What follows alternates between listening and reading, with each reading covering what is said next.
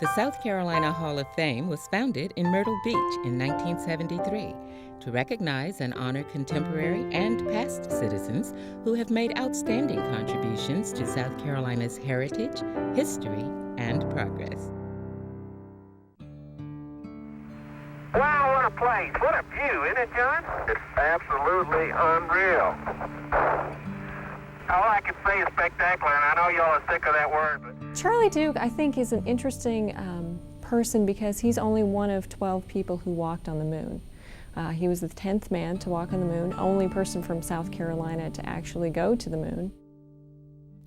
Born on October 3, 1935 in Charlotte, North Carolina, Charles Moss Duke Jr. grew up in the small southern town of Lancaster, South Carolina. After receiving degrees from the United States Naval Academy and MIT, Charles entered the U.S. Air Force and began to think about the new frontier in the 1960s, outer space. Well, I was a test pilot, and the best job you could have as a test pilot was being an astronaut because they had some exciting missions coming up. The moon was coming up. I love exploration and I love adventure. And this would be an ultimate experience to fly into space. And so I volunteered just for the thrill of it. In 1966, NASA selected Charles Duke as an astronaut for the Apollo program. Eventually, he served as Capcom for the first mission to land on the moon, Apollo 11. Short for Capsule Communications, Capcom is the only person in mission control who talks with the astronauts during the mission. Well, being a Capcom is one of the most envied positions within the astronaut corps. A lot of people want to be a Capcom. It's a pretty exciting assignment. And during an Apollo mission, particularly very exciting to be in the mission operations control room at the point of landing. That's where Charlie Duke was during the Apollo 11 mission. On July 20th, 1969, as Neil Armstrong and Buzz Aldrin began their historic descent to the moon's surface, Charles Duke was in mission control in Houston, waiting, along with the rest of the world, on the edge of his seat. The tension was mounting in mission control, and we were getting closer and closer to calling an abort. I called 60 seconds, which meant he had a minute to land. 60 seconds. Lights on. Forward. Forward. 40 feet down, 2.5. Picking up some dust. And then I called up Eagle, you got 30 seconds. 4 forward, drifting to the right a little. 30 seconds forward. Charlie Duke kept reminding them how much fuel they had left. At one point, Deke Slayton turned to him and said, just be quiet, just give them some space. They need to land. Contact light. Okay, engine stop. We copy you down, Eagle. And we knew they were on the ground, because when you stop the engine, you're gonna land. And there was a pause, and then Neil says, Houston. Tranquility Base here. The Eagle has landed. And we literally were holding our breath, so that prompted me to respond. Roger, Tranquility, we copy you on the ground. You got a bunch of guys about to turn blue. We're breathing again. Thanks a lot. That's one small step for man, one giant leap for mankind.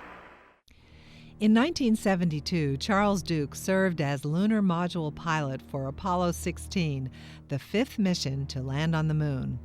On the morning of April 16th, he found himself on top of the towering Saturn V rocket, ready to go to the moon. 10, 9. To sit lay in the spacecraft strapped in and listen to that countdown was very exciting, and you were pumped, you were ready to go.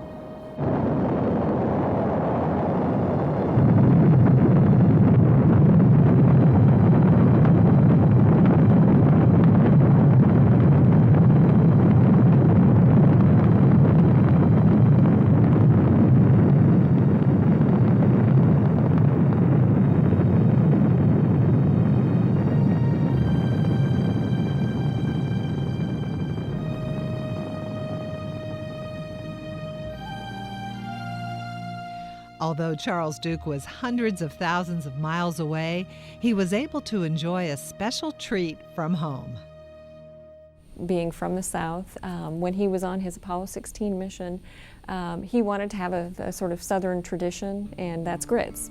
So he had Rita Rapp, who was one of the food people here at MSC, put grits especially on the menu for him. So I think that he was the first person actually to fly and eat grits in space. It was really good grits. And fortunately, we had hot water in the in the command module, so you could put hot water in there. It was like eating grits. And so I had grits. I was the first guy in space to have grits. I'm not sure I was the last, but I was the first. On April 21st, Charles Duke and John Young entered the lunar module and began their journey down to the moon's surface. Pitch over. Pitch over. And here it is, Gator, Lone Star. Right on. Call me the thing, Charlie. Okay, 38 degrees. So the closer you got to the moon, the more the rocket engine exhaust blew the moon dust out. And so it was like landing through the fog. It was just a fog of moon dust, if you will. Okay, 2 down. Stand by for contact. I'm going to let her down. You level off. As we settled down into it, I watched the shadow come into view on the dust, if you will, and then the shadow sort of settled into the dust. Contact. Stop. And we hit the surface. We were dead level, but it was a pretty good impact. You know, whoop! It's like a Navy carrier landing, and I erupted with excitement. Wow! Come on, man! Oh, the run is finally here, Houston. Fantastic! And I mean, we were so excited, and for the next 3 days, John and I, the only time we calmed down is when we had to go to sleep. Charles Duke became the 10th man to walk on the moon and the youngest of only 12 people who have ever walked on the lunar surface. Of course, you're on an emotional high. You're in awe at the beauty of the moon, the excitement of the adventure of stepping onto the surface for the first time. Charles Duke spent nearly 3 days on the surface of the moon, exploring the Descartes Highland region, collecting rocks, studying the lunar geology, and performing experiments. And so I'm standing up on the flank of this mountain looking out across this valley where we'd landed, and it was spectacular. And the only color other than gray in that valley was our little lunar module, which was sitting out in the middle of the valley. So it was a very, very special moment to survey all that we had explored. Come on out here and give me a salute. Big Navy salute. Off the ground, on the floor. There we go. Good. Apollo 16 returned safely to Earth on April 27, 1972, splashing down in the Pacific Ocean. An emotional experience. It was. I told Dottie when I got back, I said, I'm ready to go again, right now. Never did get a chance, but it's a great experience, and I hope some South Carolinian gets to do it again in the future. Charlie has a unique legacy. You know, Charlie is among a very, very, very, very select group of people, 12 to this date, who ever left this planet and set foot on another body, you know, in our universe. And so his legacy is one of having gone to another part of our universe and actually left footprints there, but then come back to tell that story. So he has quite an interesting story and a tremendous legacy to leave for us. What a ride, what a ride.